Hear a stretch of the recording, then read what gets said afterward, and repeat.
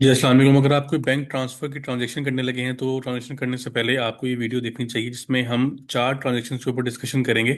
इन transaction की वजह से एफबीआर अब आपको नोटिस भेज सकता है या आपको डायरेक्ट मैसेज भी सेंड कर सकता है।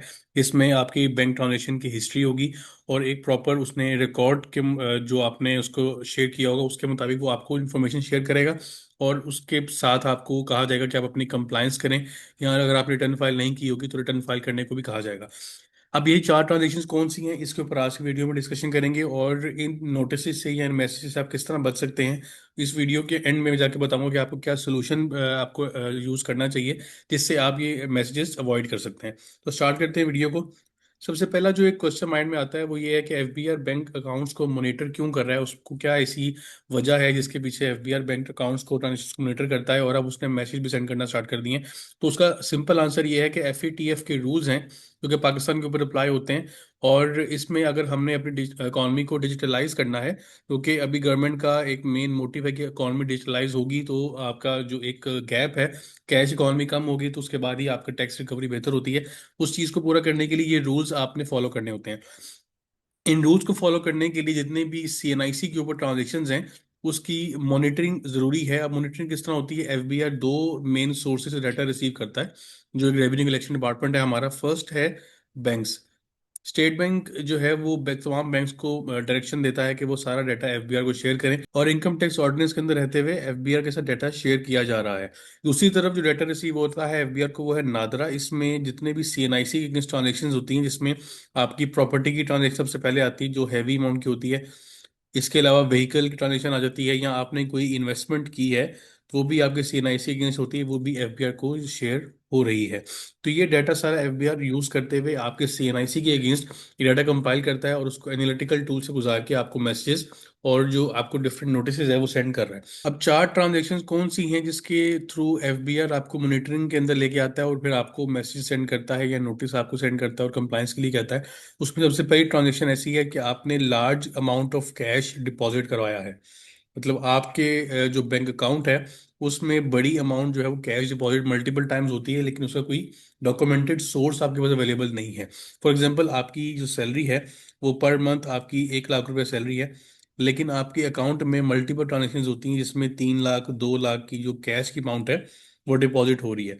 तो इस तरह की ट्रांजेक्शन्स को सिस्टम ऑटोमेटिकली फ्लैग करता है और हाईलाइट करता है एफबीआर को कि ये ट्रांजेक्शन सस्पिशियस लग रही है। तो यहाँ पे आपको मैसेज आ सकता है कि आपके अकाउंट में ट्रांजेक्शन्स हाई वॉल्यूम की क्यों हो रही हैं। सेकंड टाइप ऑफ ट्रांजेक्शन जिसके अंडर आपको नोटिस आ सकता है, मैसेज आ सकता है, वो है कि आप अपनी बिजनेस की पेमेंट जो है, अगर आपको बिजनेस कर रहे हैं उसकी जो पेमेंट्स हैं वो आप कर रहे हैं through your personal bank account.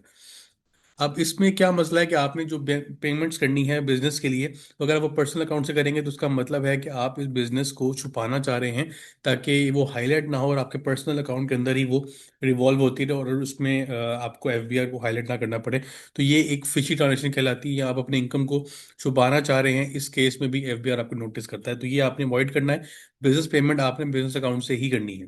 Third transaction में फ्रीक्वेंट विड्रॉल्स हैं आफ्टर द कैश डिपॉजिट। मतलब आपने कैश अभी डिपॉजिट करवाया और साथ ही आप उसको विड्रॉ कर लेते हैं, तो वो भी आपकी एक फिशी ट्रांजेक्शन कहलाती है या लेयरिंग कहलाती है कि आप बैंक अकाउंट का जो ओरिजिनल सोर्स है उस ट्रांजेक्शन का ओरिजिनल सोर्स छुपाने के लिए मल्टीपल बैंक अकाउंट यूज कर रहे हैं। आप कैश डिपॉजिट करते हैं, साथ ही उसको विड्रॉ कर लेते हैं। अगर आपकी यही हिस्ट्री चलती हुई आ रही है बैंक स्टेटमेंट के अंदर, तो उस केस में भी आपको नोटिस या मैसेज आ सकता है कि आप कुछ ट्रांजेक्शन्स का जो ओरिजिनल सोर्स है उसको छुपाना चाह रहे हैं, इसलिए आप कोई सेकेंड बैंक अकाउंट यूज करते हैं ताकि उसका सोर्स एफबीओ को ना पता चल सके। लास्ट टाइप ऑफ ट्रांजेक्शन जिसमें आपको नोटिस आ सकता है वो है मनी फ्रॉम मल्टीपल सीएनआईसीज या मल्टीपल बैंक अकाउंट्स। अब इसके अंदर आपने अगर अपने अकाउंट में डिफरेंट लोगों से पैसे रिसीव किए हैं लेकिन उसके अगेंस्ट कोई इनवॉइस या कोई डॉक्यूमेंटेड प्रूफ जो है वो आपके पास नहीं है कि आपने वो मल्टीपल लोगों से मल्टीपल बैंक अकाउंट से पैसे क्यों रिसीव किए, तो वो भी एक ऐसी ट्रांजेक्शन कहलाती है कि जिसका कोई डिक्लेरेशन नहीं होती है एफबीआर के पास या उसके बाद कोई रिकॉर्ड नहीं होता। तो उस केस में फिर आपको यहाँ पे नोटिस आ सकता है कि आप जो ट्रांजेक्शन कर रहे हैं वो थोड़ी फिशी है या उसका जो ओरिजिनल सोर्स है वो आप डिक्लेयर नहीं करना चाह रहे, तो इस केस में भी आपको एफबीआर नोटिस कर सकता है।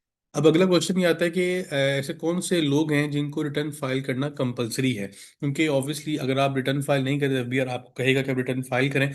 तो सबसे पहले अगर आप सैलरी इनकम अर्न कर रहे हैं और सैलरी आपकी सालाना 6 लाख रुपए से ज़्यादा है तो आपके लिए रिटर्न फाइलिंग कंपलसरी है।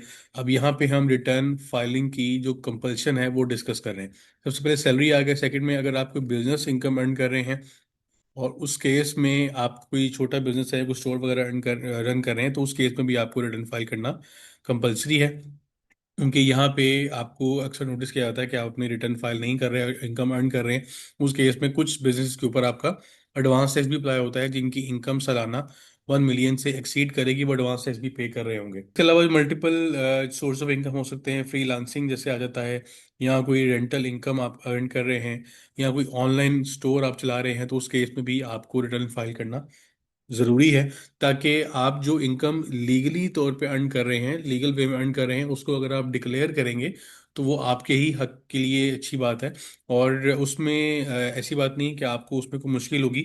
एफबीआर अगर आपके रिकॉर्ड में डाटा जो मैच कर रहा है उसको अगर आप डिक्लेयर करेंगे तो उसमें आपके लिए कोई नोटिस नहीं होगा, और आपकी जो प्रोफाइल है वो एफबीआर के रिकॉर्ड में क्लियर रहेगी, उसमें कोई आपको फिर मैसेज नहीं आएगा। लास्ट में हम डिस्कस करेंगे कि आप एफबीआर के जो मैसेजेस हैं उनको किस तरह अवॉइड कर सकते हैं। अवॉइड एफबीआर मैसेजेस, उसका जो सिंपल तरीका सबसे पहला वो ये है कि आप अपनी रिटर्न फाइल करें, मतलब आप फाइलर बने। जो आप इनकम अर्न कर रहे हैं उसको आप डिक्लेयर करें। सेकंड पॉइंट में आप अपना जो डाटा है बैंक की ट्रांजेक्शन्स का डाटा, उसको आप मैच करें विद योर रिटर्न। मतलब आपने अगर इनकम अपनी रिटर्न में 15 लाख रुपए दिखाई है सालाना, लेकिन आपके बैंक अकाउंट में मल्टीपल ट्रांजेक्शन हैं जो कि उस अमाउंट से एक्सीड कर रही हैं क्रेडिट साइड के ऊपर, तो फिर यहाँ पे आपको नोटिस आ सकता है। तो बेहतर है रिटर्न फाइल करते हुए आप अपने बैंक अकाउंट्स की जो क्रेडिट साइड है उसको एक दफ़ा गो थ्रू करें कि पैसे आपको कहाँ कहाँ से आ रहे हैं। अननोन सोर्सेज से पैसे लेना आपको बंद कर देना चाहिए, ताकि आपके अपने पर्सनल जो अकाउंट है सिर्फ वो आपकी पर्सनल इनकम या पर्सनल एक्सपेंसेस के लिए हो। किसी और दूसरे बंदे की अमाउंट अपने अकाउंट में रिसीव करेंगे तो वो आपके लिए आगे नोटिस की शक्ल में कन्वर्ट हो सकती है। थर्ड जो तरीका है नोटिस अवॉइड करने का वो है कि आप प्रॉपर रिकॉर्ड मेंटेन करें। और उस केस में जो आपने कैश डिपॉजिट करवाया है, या जो भी आपने इनकम अर्न की है, या आपने कोई ट्रांजेक्शन की है, प्रॉपर्टी परचेज की है, तो उसका जो रिकॉर्ड है वो प्रॉपर मेंटेन करें ताकि आपको कोई नोटिस ना आए। अगर आ भी जाए तो आपके पास प्रॉपर रिकॉर्ड मेंटेन हो। लास्ट सोल्यूशन नोटिस या मैसेज को अवॉइड करने का ये है कि आप अपना बिजनेस अकाउंट और पर्सनल अकाउंट इन दोनों को सेपरेट रखें। जो ट्रांजेक्शन पर्सनल नेचर की हैं वो पर्सनल अकाउंट से करें, जो बिजनेस नेचर की हैं वो बिजनेस अकाउंट से करें। कि जो आपका सोर्स ऑफ इनकम है वो जस्टिफाइड रहे, कि जो आप इनकम यहाँ अर्न कर रहे हैं उसी के अगेंस्ट आप सारी पेमेंट मेंटेन कर रहे हैं अपने बिजनेस अकाउंट के अंदर। लास्ट में अगर आपको नोटिस रिसीव हो जाता है, आपको अगर मैसेज आता है एफबीआर से, या आपको कोई नोटिस आता है, तो उस केस में फिर आपको परेशान होने की ज़रूरत नहीं है। उसके ऊपर हम डिस्कस करेंगे अपनी नेक्स्ट वीडियो में कि आप उस नोटिस का या उस मैसेज का किस तरह रिप्लाई ड्राफ्ट कर सकते हैं। जिस केस में फिर आपको एक फॉर्मली तौर पे जो आपका कमिश्नर है, जिसने जो जिस भी अथॉरिटी से आपको नोटिस आया है, आप उसको रिप्लाई सबमिट करेंगे, ताकि आपका जो भी एक रिकॉर्ड है वो क्लियर रहे। यहाँ अगर आपने जो रिकॉर्ड मेंटेन किया होगा उसको सबमिट करना पड़ेगा हमें एफबीआर को फॉर देयर रिव्यू। इंशाल्लाह इस वीडियो में इस टॉपिक के ऊपर डिस्कशन होगी। अपना ध्यान रखिएगा। अल्लाह हाफिज़। तो मैंने अपने व्हाट्सएप पे चैनल बनाया है सीए पैकेज शेख के नाम से। इसमें जितने भी रीसेंट अपडेट्स हैं वो आपको एक्सक्लूसिवली यहाँ पे अवेलेबल होंगी, रियल टाइम पे आपसे शेयर की जाएंगी। उसके बाद वीडियो में जो भी मैं डिस्कशन करता हूँ उसको मैं पहले ही ग्रुप में बता दूंगा इंशाल्लाह कि जो आज हम डिस्कशन करेंगे वो किस टॉपिक के ऊपर होगी। उसके अलावा जो भी नई अपडेट्स आएंगी वो इस चैनल के ऊपर आपको उसके लिंक्स या डॉक्यूमेंट्स आपको अवेलेबल होंगे। तो आपसे रिक्वेस्ट है, मैंने लिंक इस चैनल का डिस्क्रिप्शन में ऐड कर दिया, आप उसको जाकर फॉलो करें ताकि आप रिसेंट अपडेट्स के साथ इन टाइम अपडेटेड रहें।